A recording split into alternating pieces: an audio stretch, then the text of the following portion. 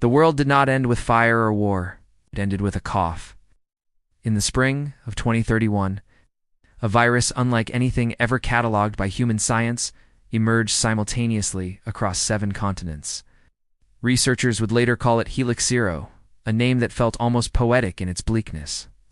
It had no known origin, no identifiable patient zero, no traceable mutation chain.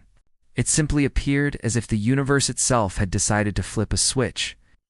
Within 48 hours of the first reported cases, hospitals across the globe were overwhelmed. Within a week, governments stopped broadcasting. Within 3 weeks, the roads fell silent. Within a month, 99% of humanity had been reduced to ash and memory. Dr. Aaron Cole had survived, and he was not sure whether that was a blessing or the cruelest joke the cosmos had ever told. He sat on the rooftop of a 6-story medical research center in Portland, Oregon, watching the last pale light of a November afternoon drain from the sky. Around him, the city was a cathedral of silence. No engines, no sirens.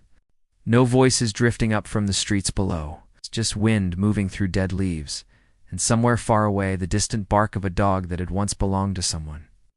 Aaron was 34 years old, a virologist who had spent the better part of a decade studying pandemic preparedness. He had written papers, given lectures, attended conferences where men and women in expensive suits nodded gravely at his projections. None of it had mattered. None of it had been enough. He had survived because of a genetic anomaly he had not even known he possessed, until a colleague named Dr. Naomi Hurst had flagged it 3 years earlier during a routine blood panel for a research study. His immune cells carried a rare receptor variant that appeared to block Helix Zero's primary binding mechanism. He was, for reasons he still did not fully understand, immune. Naomi had been one of the first to die. Aaron pressed his palm against the cold concrete of the rooftop ledge and forced himself to breathe. He had cried for the first 2 weeks. It stopped after that, not because the grief had faded, but because grief required energy.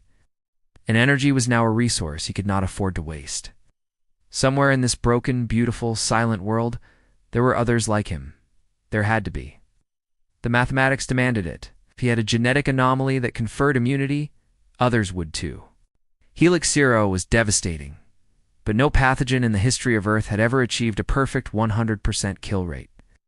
That remaining 1%, scattered across a planet of ruins, was now the entirety of the human species.